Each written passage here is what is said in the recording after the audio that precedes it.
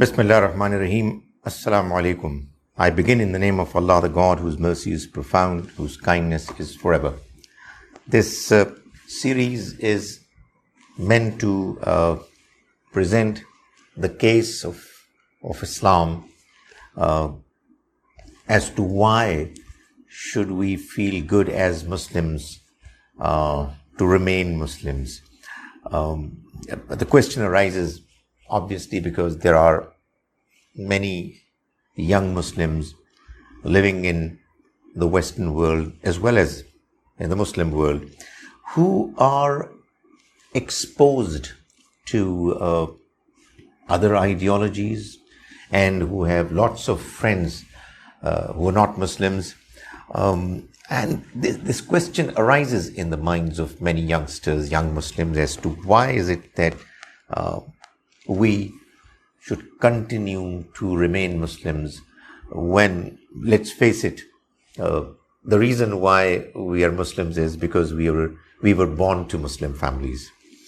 So what I'm going to make an attempt to try to help understand is that although it's a fact that we, almost all of us, are Muslims because we were born to Muslim mothers, we belong to Muslim families, and had it been a different case, we would have been belonging to a different religion if we were born to a mother who was a non-Muslim.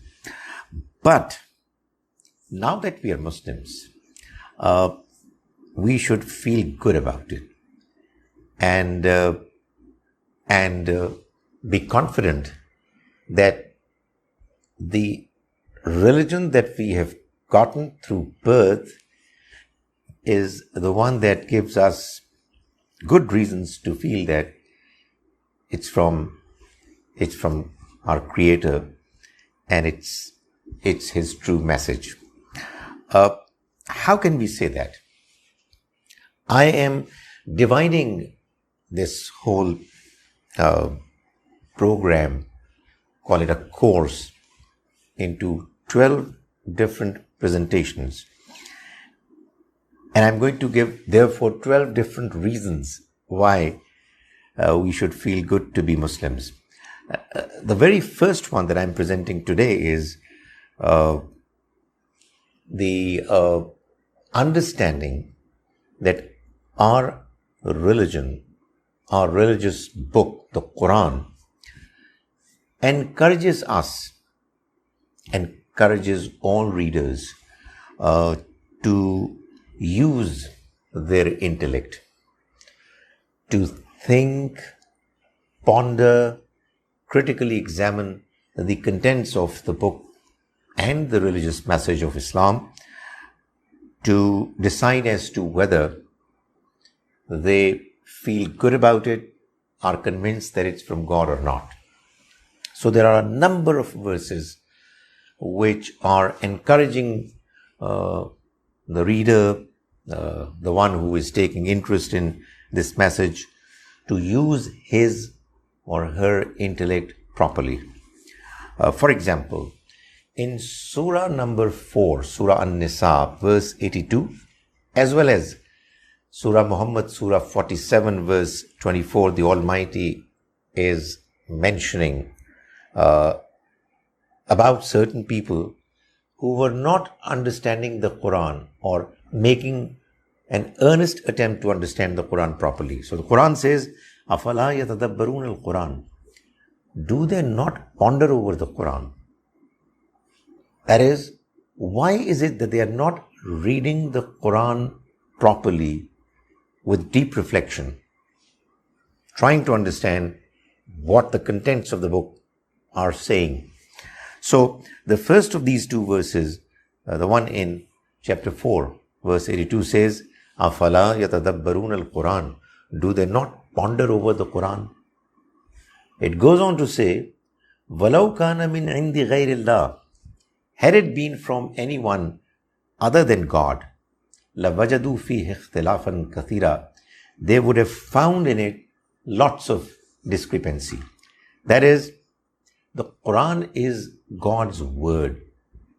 And the reason why this has to be acknowledged is that if you read the Quran, if you read its contents with deep reflection, you will come to learn about the reality that it has got no contradictions, it has got no variations, no evolution, unlike in the case of all other human endeavors. All humans who have done anything remarkable in this world have shown a process, a journey of evolution, of learning, and they have moved from one stage, one state of learning to another. That's natural, quite understandable, because we are all learning, we are all in the process of knowing more things. The more we learn, the more we are enlightened. And in many cases, we just ignore what we had already learned because some part of it was not acceptable anymore. So the Quran says that this is not what you will find in the Quran. There's no contradiction. There is no evolution of thought that you would find in the text of the Quran, which, by the way, was revealed over a period of 22, 23 years. And the reason is that this is not a human effort. It's God's book, and God doesn't learn. His knowledge doesn't evolve. His knowledge is perfect. Likewise, the second verse that I mentioned, so the verse from Surah Muhammad, Surah number 47, chapter 47, verse 24 says, أَفَلَا يَتَدَبَّرُونَ الْقُرْآنَ. Do they not ponder over the Quran? أَمْ عَلَى قُلُوبٍ أَقْفَالُهَا. Or is it that their hearts are aqfal, are locked, so they are not reflecting upon it? Another mention in the Quran, in verses 164 of Surah number 2, Surah Al-Baqarah, and 190 of Surah Al-Imran, Surah number 3, they are talking about the same theme. The Almighty is mentioning in verse 190, إِنَّ فِي خَلْقِ السَّمَاوَاتِ وَالْأَرْضِ وَاخْتِلَافِ اللَّيْلِ وَالنَّهَارِ لَآيَاتٍ لِأُولِي الْأَلْبَابِ. Indeed, in the creation of the heavens and the earth, and in the alternating phenomenon of night and day, there are signs for those who use their intellect, or there are signs for men of understanding. The same mention is to be found in 164th verse of Surah Al-Baqarah, the second chapter, which is a little more elaborate, and it says that إِنَّ فِي خَلْقِ السَّمَاوَاتِ وَالْأَرْضِ وَاخْتِلَافِ اللَّيْلِ وَالنَّهَارِ. Indeed, in the creation of the heavens and the earth, and in the alternating night and day phenomenon, وَالْفُلْكِ الَّتِي تَجْرِي فِي الْبَحْرِ, and in the boats and ships which take cargo of humans, which is beneficial for them, and a number of other signs have been mentioned. And towards the end, the verse says, لَآيَاتٍ لِقَوْمٍ يَعْقِلُونَ. In all these phenomena of nature, there are certainly signs for people who use their intellect. In chapter 8, Surah Anfal, verse 22, what we find is that the Almighty is condemning those people who do not use their intellect, and goes on to say that they are worse than beasts. So, verse 22 of Surah Anfal, Surah number 8 says, Inna sharra dawab bi'indallah. Indeed, the worst category of beasts in the eyes of God, as-summul bukmul lazina la yaqilun, are those humans who are deaf, who are dumb, who don't use their intellect. So again, what you find is that a message which is claiming to be from God is not asking us to follow its contents blindly, but quite the contrary. It is using a very strong language against those who don't use their intellect. We move on to another verse, which is in the 67th chapter, Surah Al-Mulk, verse 10 says that when the people who will ultimately be destined to enter the hell, when the decision of their ultimate place of punishment is going to be decided, they, before entering the hell, are going to stand and admit. They would confess. They would say, "Law kunna nasma'u aw naqilu."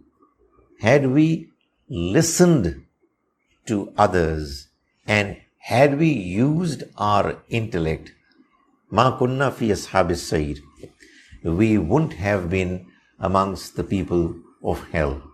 That is, they would admit that the reason why they are being consigned to the hellfire is that they didn't use their intellect. So, use of intellect is what you find in the Quran mentioned in such firm and strong manner that it seems that the Almighty, who has revealed the Quran, wants us to understand this book and then believe in it. So even though we are born Muslims, we are being urged to use our understanding, use our critical ability to analyze, and then to come to the conclusion that there is no other answer to this whole presentation of the Quran except for the fact that it's from God. We move on to verse 170. It's again from Surah number 2, Surah Al-Baqarah, wherein the Almighty says that when some people were being presented with the message of God to be followed, وَإِذَا قِيلَ لَهُمُ اتَّبِعُوا مَا أَنزَلَ اللَّهُ, when it is said to them that you follow what God has revealed, قَالُوا, they say, بَلْ نَتَّبِعُوا مَا أَلْفَيْنَا عَلَيْهِ آبَانَا. No, we're not going to do that. Instead, we are going to follow our ancestors.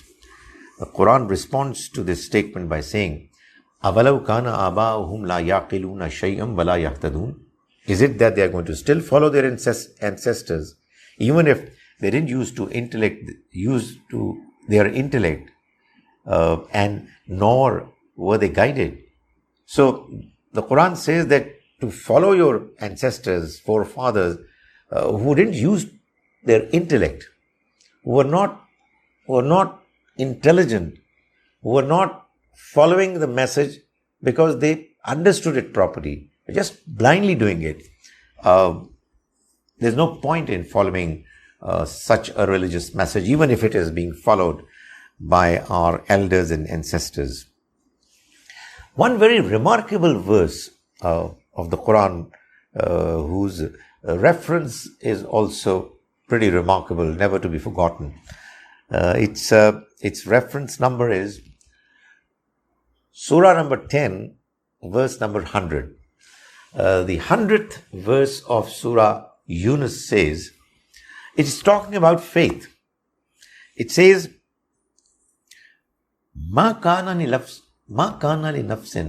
أَن تُؤْمِنَ. It is not possible for any human to believe إِلَّا بِإِذْنِ اللَّهِ, except by God's leave, God's permission. وَيَجْعَلُ الرِّجْسَ عَلَى الَّذِينَ لَا يَعْقِلُونَ. And He casts filth upon those people who don't use their intellect. That is, the Almighty is mentioning that those people who don't use their intellect are not going to be allowed to have faith. You read this verse in the reverse order, what you get is that those people who don't use their intellect will have their filth getting cast around them. It will be spread around them. And the end result is going to be that the Almighty is not going to allow them to have faith, because God wants people who are morally upright to be given faith. And those who don't use their intellect properly are overcome by their base, evil desires. They are overwhelmed by their ego. They hate. They are jealous. They are biased. They do not have control over their temper.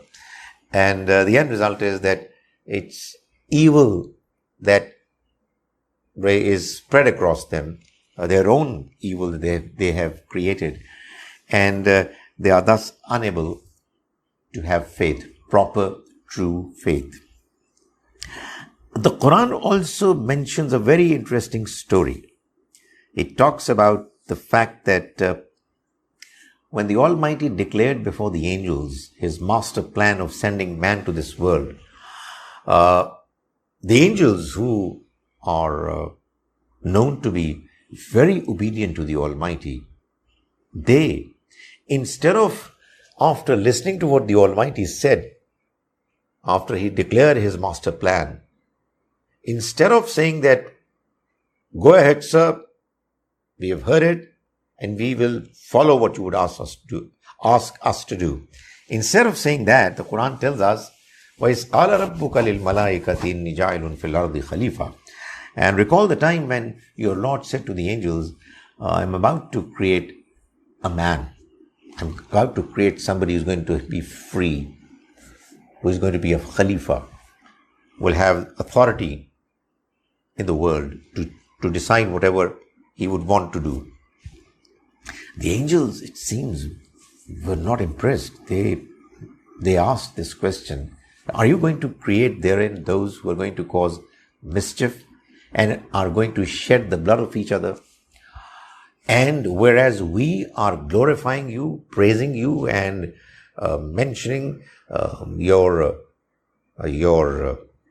sanctity, the fact that you are pure, the Almighty responded not in anger. He didn't say that, how dare you ask this question? How dare you object to what I'm saying? Instead, he said, Inni a'lamu ma la ta'lamun. You know what? I know what you don't know.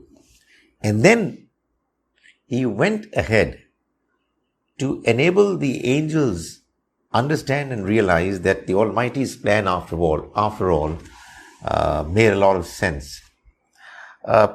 If you allow me to paraphrase the Almighty's reply, what he actually said was, through Adam, what he said was that when he introduced certain names to the angels through Adam, these names were the names of some outstanding humans, excellent humans, like the prophets and others. These names were presented before the angels, and they were made to realize that you missed a very important part of the Almighty's plan. God, as if was telling them that, when you raised that objection, you had a point. It's not that you were absolutely wrong, but you just looked at one part of the story.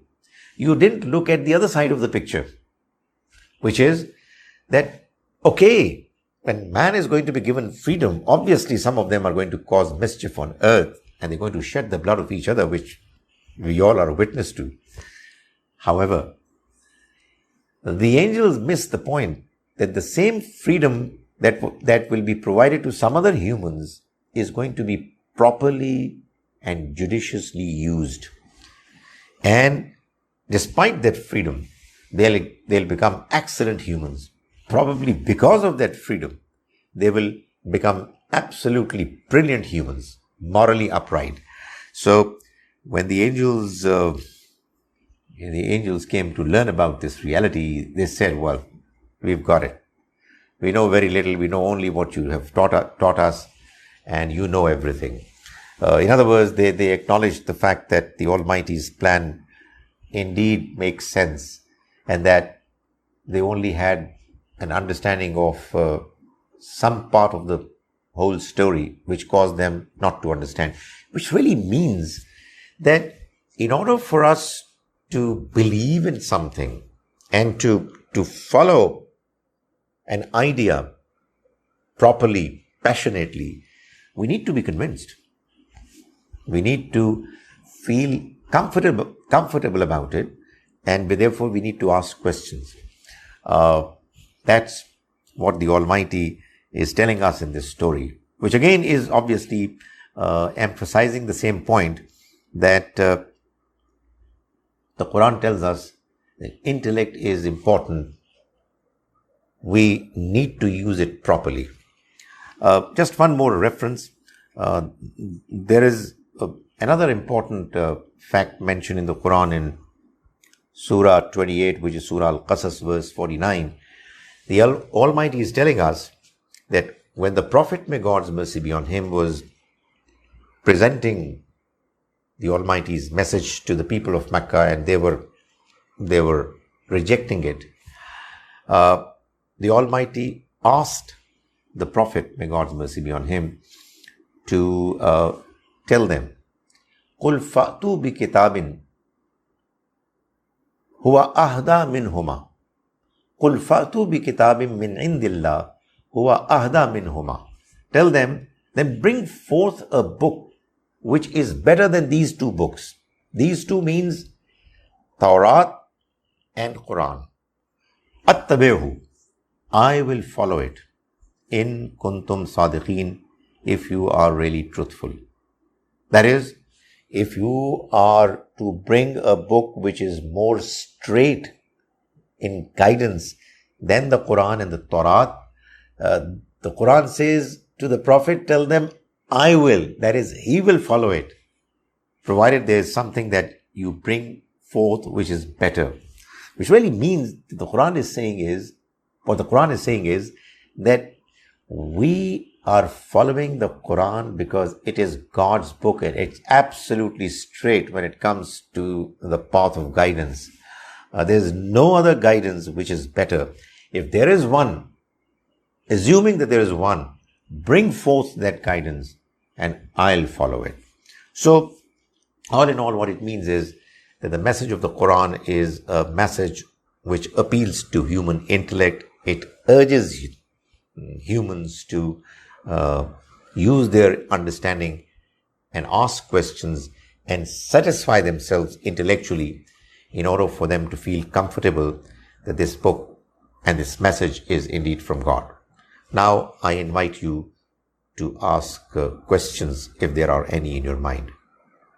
Okay, the first question that has been asked is, what exactly was Iblis doing there amongst the angels? It were the angels who were asked to consider the Almighty's plan, and later on they were asked to prostrate before Adam. Where did Iblis come from? Well, the answer is that yes, Iblis belonged to the category of jinns, but it's quite obvious, implied, that jinns were also asked to prostrate before Adam. They were not mentioned clearly because that's one of the styles of presentations in many languages, in our language as well, that when you have a number of different groups who are somewhere together and you don't want to go into the description of each one of them, you describe the group by mentioning the name of the group or the component which is the most prominent. This style is called ala sabil al-taghlib. So even though there were jinns as well in that gathering where these creatures were asked to prostrate before Adam, but the more prominent group amongst them was angels, but jinns were also there, and Iblis was from amongst the jinns. The next question is, what is intellect?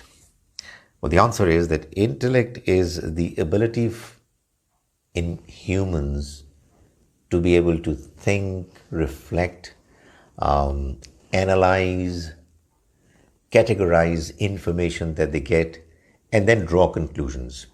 You see, intellect is like a computer. It doesn't have any data information of its own.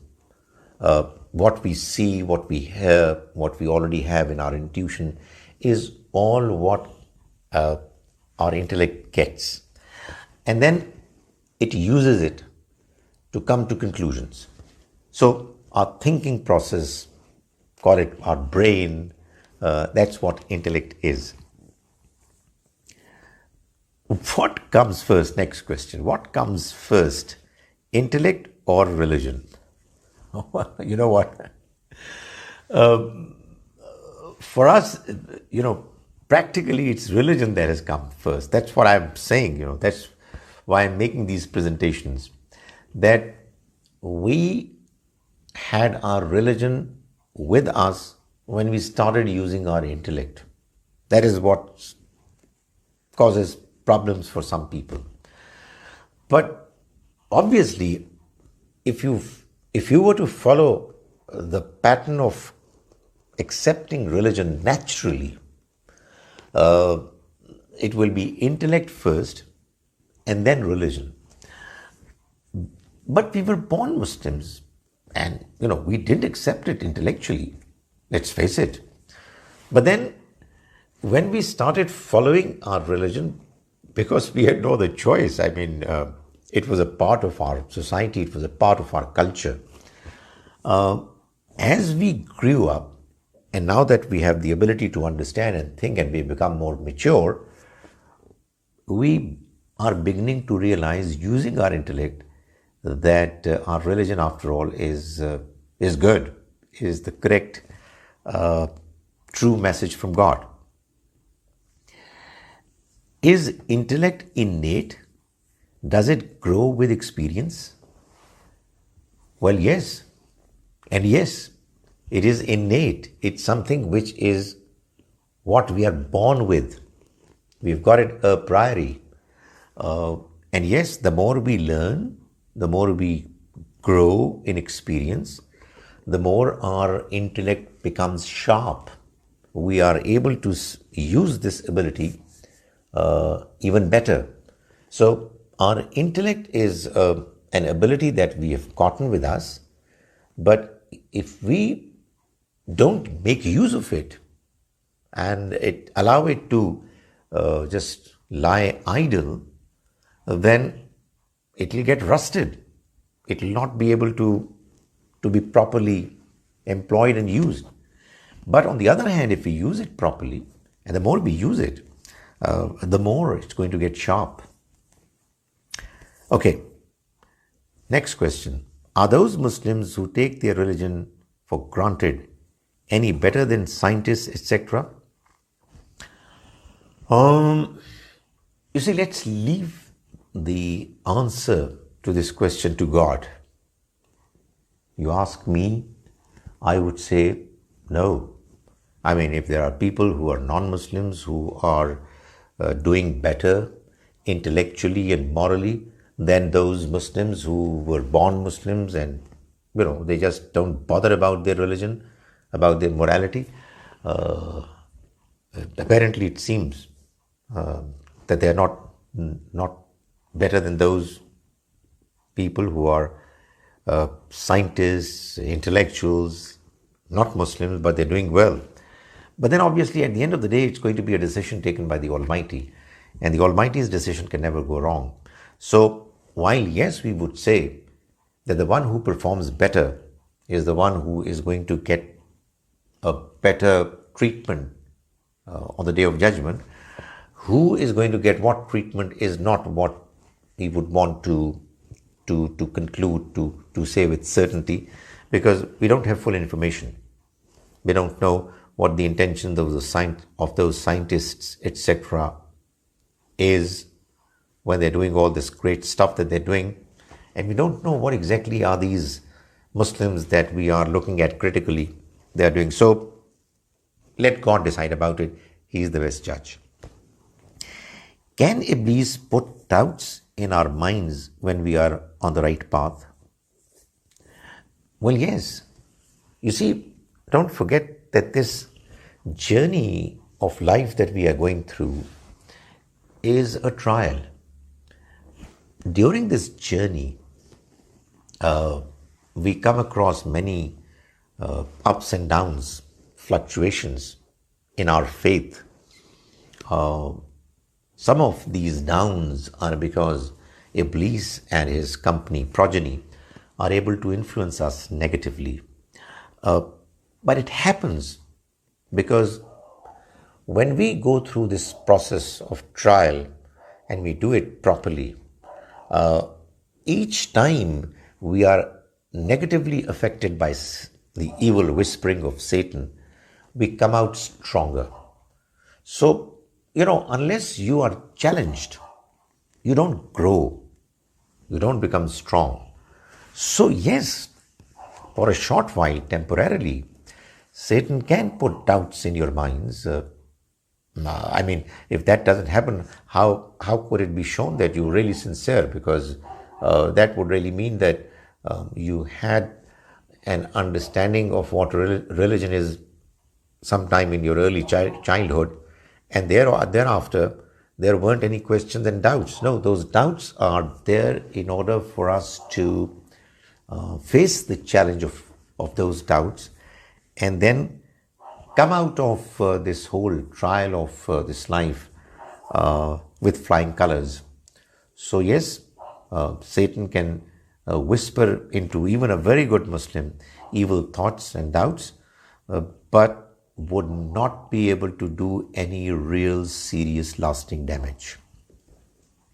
Okay, people who don't believe in the afterlife, but they are good in this life, will they be resurrected too? Obviously, they're going to be resurrected. Obviously, the Almighty is not going to decide to bring back to life only those people who believed in the next life. You believe in it or not, each individual is going to be brought back to life. But what exactly is going to happen to them is what is more important. It's going to be based on each individual's performance. God knows what those people went through who didn't believe in the next life. What were their circumstances? What led them to come to this conclusion? Did they have any genuine excuses? If not, then obviously they'll be guilty of not believing in something which was a reality. But if they will have any real genuine excuses, those excuses are going to be heard by the one who is the ultimate judge, the one who is fair, whose decision can never go wrong, whose knowledge is complete, etc. So everybody is going to be brought back to life, and then there is going to be this process of accountability, which is going to be based on complete information, and all judgments are going to be absolutely fair. So don't worry about it. The next question is, everyone has a different level of intellect. So how is it that people are going to be judged? Well, you see, the Quran mentions in a verse, and I want you to make note of that verse, because that verse clarifies quite a few things. Verse 42 of chapter 7, Surah Al-Araf, verse number 42, it says, Inna lazina amanu wa amilus salihat. Indeed, those who believe and do good deeds. That's first part of the verse. The third part of the verse is, Ulaika ashabul jannah. Such are the people who are going to be the inhabitants of the paradise. Hum fiha khalidun. They're going to live therein forever. The second part which I didn't mention before, which is inserted between the first and the third parts, says, La nukallifu nafsan illa wus'aha. We are going to hold all humans responsible, accountable on the basis of their capacity. So every human is going to be held accountable on the basis of his or her capacity. What is capacity? Wus'aha. Well, a human's capacity is comprised of two components. There are two factors that are both important when the decision of capacity of an individual is going to be taken. One is his intellect, his natural endowments of intellect and other abilities. The other is his or her environment. I mean, what was the situation in which he or she used to live, what kind of parents the individual had, what kind of society the person was living in, what were the circumstances, what kind of influences did he or she have, etc., etc. Taking into account both the intelligence level and the environment, it will be decided as to what exactly was the capacity of this individual. In other words, how well could he or she perform given this capacity? The Almighty is going to decide about each and every individual a minimum threshold of that capacity. Those people who will have reached that minimum passing marks threshold will qualify for the paradise. Others who will not have reached that minimum level of expectation will not enter the paradise. So, yes, people have different intellects and different circumstances, but both these factors are going to be taken into consideration by the Almighty while deciding as to what is going to be the ultimate place, destiny, where they are going to end up living. And obviously, God is completely knowledgeable. His knowledge and information is absolutely perfect, and God is completely fair, just. So He continues to tell us, assure us that وَمَا أَنَا بِظَلَّامٍ لِلْعَبِيدِ, I am not going to be unfair to any of my servants by even the slightest of margins. Okay, we finish this first of the 12 presentations now, and I hope that you join me tomorrow as well. Thank you very much for attending. Assalamu alaikum wa rahmatullahi wa barakatuh.